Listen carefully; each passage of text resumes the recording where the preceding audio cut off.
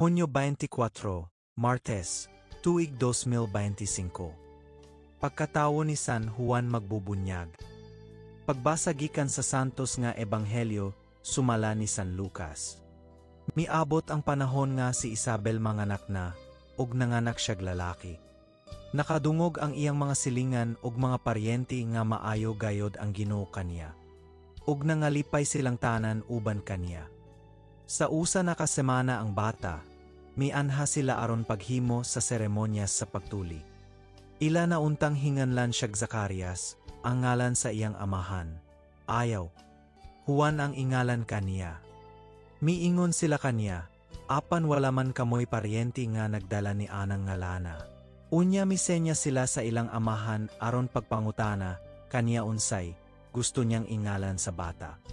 Nangayog sulatanan si Zacarias og misulat, Juan ang iyang ngalan, og nahibulong pag-ayo silang tanan. Diha-diha nakasulti si Zacarias ag gideyeg niya ang Dios.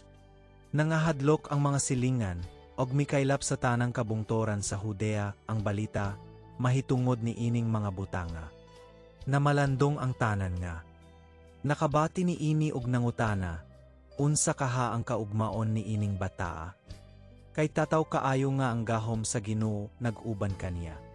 Mitubo ang bata og midako sa lawas ag sa espiritu.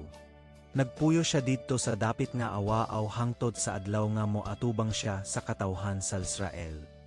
Ang ebanghelyo sa Ginoo. Dagon ekaw o Kristo.